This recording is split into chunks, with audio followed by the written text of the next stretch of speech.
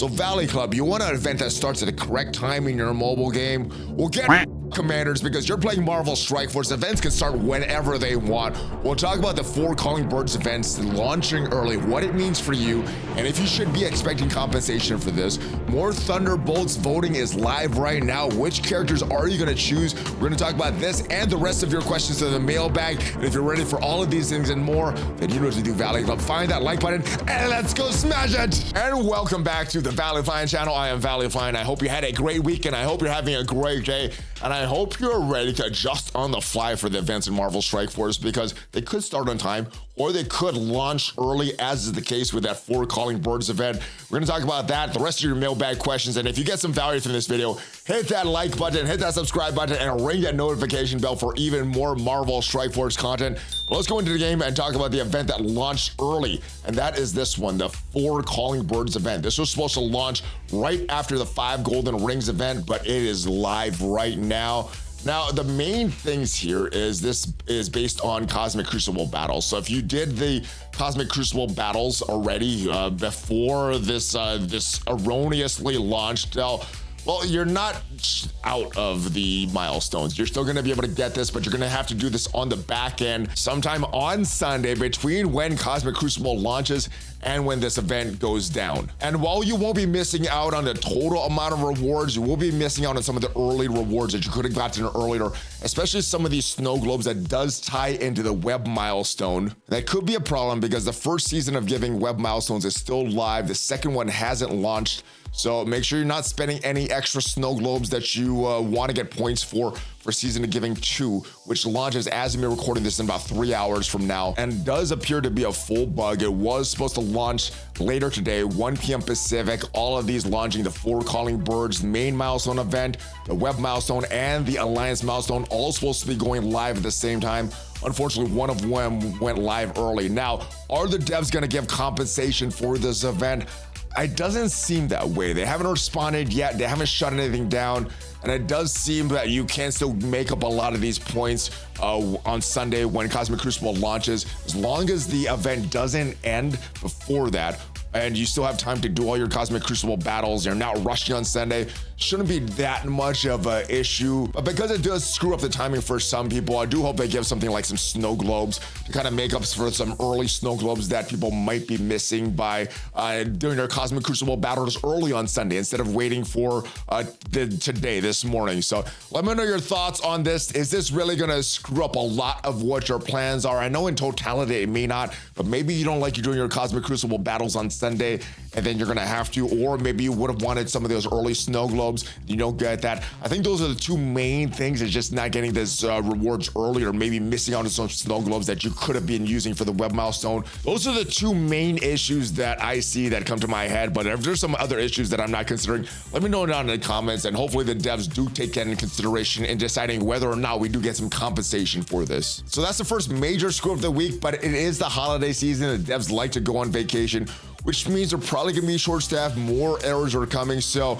how many more errors do you think we're having this week and throughout the month of December as we move forward with the mailbag questions of the week? And big shout out to everybody that left a question in the mailbag channel. If you do want to leave a question for one of these future mailbag videos, make sure you check out the link to go to Discord server down below. It's in the comments channel. Go to the mailbag question channel and leave your question there. And the first question of the week: would Kahhori be good in Dark Dimension 7 and Dark Dimension 8? Well, it really depends on what characters you're bringing alongside Kahhori, but let's go take a look at her kit. I think the strength of her and her value in Dark Dimension 7, Dark Dimension 8 will rely on her basics. She has one of the stronger basics in the game, and I think that's where the strength for her is going to lie in Dark Dimension. Obviously, this is a war character, so she's going to have a lot of bonuses in war, but outside of war, she still does a lot of good things on her basic.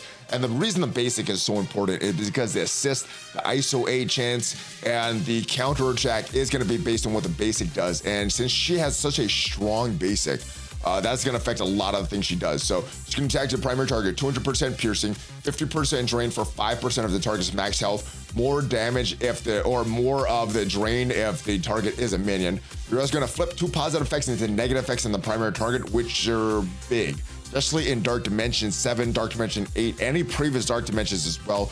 that could be very, very big. In War, you're gonna do more stuff, but we're talking about Dark Dimension for Kahhori, so that's not gonna apply for that. If the target has Exposed, you're gonna apply Blind. If the primary target has no positive effects, you're gonna apply Exposed. So a good way of getting Exposed out there for some of the characters that rely on this. Now, this is gonna be a big move, depending who you bring in to this battle with. So if you bring in someone like Miss Marvel Classic, it's gonna be huge. If you bring in someone like Medusa or someone that's not a chargeable A-Force ally, you're not gonna get a big benefit from this, but +1 charge to a maximum of 3 to the chargeable A-Force ally with the most health. And if this is Miss Marvel Classic, that could be huge. Prolong the duration of positive effects on this character by 1 up to a maximum of 2. Going to deal less damage when attacking your own characters, and this attack cannot be assisted, blocked, or counterattacked. So I think that's what the big value of Kahhori is going to be in Dark Dimension. Now, her other moves are strong, but they do have longer cooldowns. So for Dark Dimension, I'm not doing these a bunch of times unless you're also bringing someone that's going to give out ability energy into Dark Dimension. But yeah, these are strong specials and strong ultimates as well. The attack to the all enemies, 250% piercing, 30% drain. That is strong. Flipping positive effects into negative effects, that is strong as well in Dark Dimension. Outside of Dark Dimension as well, applying offense down for 2 turns, heal block for 2 turns, bleed for 2 turns to all enemies. If enemy does not have a positive effect, apply trauma for 2 turns to that character. So very, very strong. The ultimate is good as well, attacking the primary and adjacent targets. Huge 500% piercing damage. Defense down for 2 turns, heal block for 2 turns, disrupted for 2 turns, trauma for 2 turns. Very, very strong move. The only hesitation I have about really having this a strong move in Dark Dimension is, like I said, this has a longer cooldowns. Now, the passive is a very good one as well. On spawn, after all others characters on spawn attacks, she's gonna do 2 moves. She's gonna go with the speed bar, filling the speed bar by 200%. So she's gonna be able to do 2 moves, attacking the enemy controller with the highest focus, 300% piercing. That attack is just gonna happen on spawn. When her health is above 50%, she cannot gain slow. The focus of this damage can only be reduced by offense down on Kahhori, and the rest of the stuff is mainly for War. So this is good, but actually the revive chance lowered by 100%. That is not just in War as well when they have Exposed. So that is a good thing. Now, in pairing her, Miss Marvel Classic is gonna be huge, and that's because of the charges. So Medusa doesn't rely on charges, but Miss Marvel Classic does. So if this character's attacks has charge, does not have exhausted, gonna heal self and all A-Force, absolute A-Force allies, 10% of the character's max health, flipping bleed, 2 negative effects. That is a strong one. When this character has charge at the end of turn, gonna gain taunt. While this character is charged, this character cannot gain trauma, heal block, disrupted, defense down, slow, or stun. So you do some healing. You're gonna really make her tough to have any negative effects because of the trauma, having the taunt as well. And when she loses charge, she's gonna lose the taunt and clearing 3 negative effects from self and all absolute A-Force allies. So very, very strong pair. I think if you're pairing Kahhori with someone like Miss Marvel Classic, that would be a good pair to bring into Dark Dimension. Bringing her as a solo character, I can see the value there, but it's gonna take you a little longer to get through Dark Dimension. You're mainly bringing her because of the value outside of Dark Dimension if you're just bringing her as a solo character. Why are we voting for Thunderbolts? My bad. What's good, Valley? I'm so confused. Well, we're voting for Thunderbolts because the devs wanted a little more community interaction with the characters that are coming. So they started that with the Thunderbolts back when they did this vote for the first new member of the team, and Victoria Hand won that. He could have voted for Justin Hammer, could have voted for Robert Kelly, but the majority of the community voted for Victoria Hand as a member of this team. Then we had 3 new members as well that we could vote between: Hyperion, Songbird, Lady Bullseye, and 2 winners were Songbird and Hyperion. And now we go to vote for the 4th and 5th members of the team. We get to choose between Ghost, Red Guardian, Taskmaster, US Agent, Yelena, and Winter Soldier. It does look like Taskmaster's gonna win. It looks like it's a battle between Ghost and Winter Soldier that Ghost is currently in the lead for. So the choices that we have are Yelena, and if you look at her very, very closely, she looks very, very happy to see you. I'm not sure what the heck went on in the red room back there, but yeah, she is very, very happy to see you right now, guys. We also have Winter Soldier, which could win, and boring character model, but obviously, this is a very, very popular character. The synergy that he has with Captain America, with Zemo, some of the other characters, and what they could do in Marvel Strike Force. US Agent does not look like he's gonna win, but you can vote for John Walker if you want. Taskmaster does look like he's gonna win or she's gonna win, depending which version they bring into the game, the MCU version or the non-MCU version. Red Guardian is a character that I would want to come to get a rework, but it doesn't look like he's gonna get a rework. And Ghost looked like she is gonna get the rework as well. So those are the characters you choose from. Make sure you vote every day, guys, because every day there are 50 campaign energy and 50 power cores at stake just to add to your account, whether your choices win or lose. Hey Valley, I'm new here. I was just wondering what is going on with Alliance War. I'm hearing things from other people saying that there's gonna be 8 rooms on defense. How would that work? Will there be 3 people defending each room if that happens? So the changes they're talking about is not the amount of rooms that we have here. There's still gonna be 12 rooms. There's gonna be the 3 flight decks and the rest of these rooms. But what they're talking about changing is the actual amount of teams that you have in each room. So as of right now, if we go to what I have on defense, you look, I have 10 teams on defense. There's gonna be 8 teams is the change that you're talking about. Now, this change was announced before they made a decision to stop Battle World, to pause Battle World. Hopefully Battle World's coming back very, very soon. But I think the reason that this change went was because of the amount of time that was added because of Battle World. Now that Battle World got paused, they maybe just be keeping it at 10 rooms, at least for now. And then hopefully down the road, it does get changed to 8 rooms or less, just to reduce the time in war. But yeah, that's what they're talking about here. The amount of teams per room, not the amount of rooms that is changing. And in response to the previous question, the vote for the Thunderbolts, it is happening because of community feedback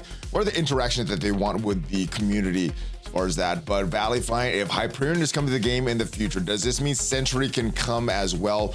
And hopefully the Dark Avengers will come. So the reason that a lot of people are associating Sentry with the Thunderbolts is because of this poster that they released. As you see, US Agent, Ghost, you see Red Guardian, you see Winter Soldier, Yelena Belova, Taskmaster, and this guy right here, Bob, who was in his trailers. Everybody thinking this is gonna be Sentry, but yes.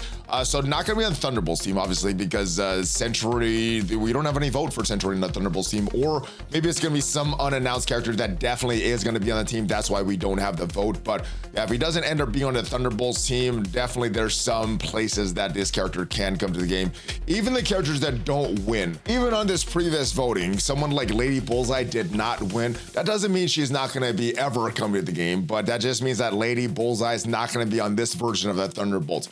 Maybe on a future version if they decide to redo this team and get some reworks down the road, but at least on this initial voting, Lady Bullseye is not going to be here, but that does not mean that she's never going to come to the game. But my second question is, when will we know more about Professor X, Nightcrawler out? So, not sure. I think obviously the plans have changed a few times since this first picture was originally announced, right? I don't think Odin was supposed to be the Dark Dimension 8 character. I think it was really supposed to be Professor X as the Dark Dimension 8 character in 2025, but for some reason they did Odin earlier. It was great for a lot of members of the community because of the purple ISO 8, how frequently that was given out.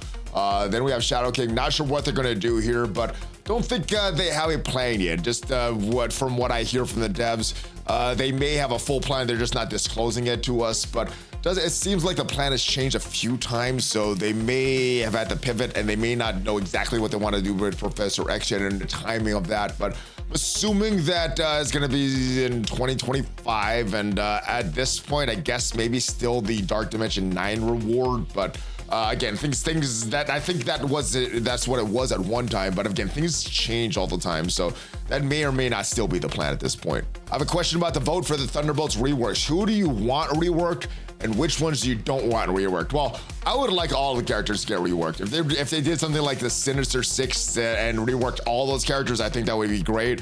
I do remember the devs saying at the time, though, that was one of their most extensive projects. It took them the longest, so as much as I loved it, the community loved it, I don't think the devs loved it from a time perspective, but hopefully they could find some time down the road and do like full team reworks.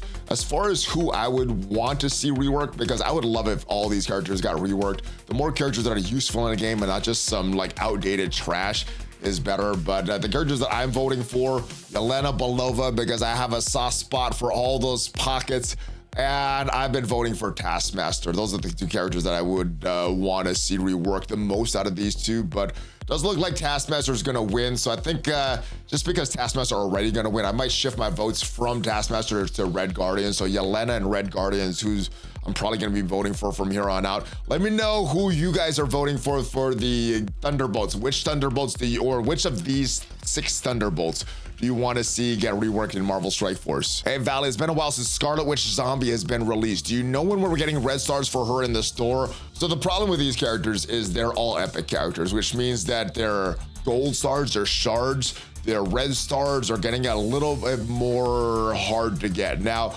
Zombie Iron Man, Zombie Juggernaut were the first 2 epic characters that we had in the game, and I believe that their red stars were available right away. Captain Britain, they tried to do things a little different, and what they wanted to do was extend the time that you had to wait to get shards, red stars, and I think they're gonna do the same thing for Zombie Scarlet Witch. They've also started adding red stars and diamonds in rewards for leaderboards and things like that. And when they do that, they normally extend the time that we can get diamonds or red stars for these characters. So it's gonna be a while. It's gonna be a long time, and hopefully not too long. Hopefully they make that accessible to everybody, not just spenders, but these are epic characters. These are 4 epic characters in the game. And other than the mythic characters, these are gonna be some of the hardest to get shards for and red stars and all that stuff. So hopefully soon. They have not made an announcement yet, but I do believe that Zombie Scarlet Witch did have a event around the time of her release for red stars or diamonds. I may be remembering that wrong, but if they did, just gonna extend the time for that. So it could be months, it could be around Halloween next year. So hopefully this unexpected timing change of the 4 Calling Birds event doesn't affect you too much, and hopefully you get all the rewards that you need for this event. Let me know who you're voting for. And if you got some value from this video, leave it a like. And if you want to see what are the only 10 teams you need to win in Marvel Strike Force, check out the video up there, and I'll see you guys next time. Have a great rest of your day. Hulk Fist Bomb ValleyFlyin out.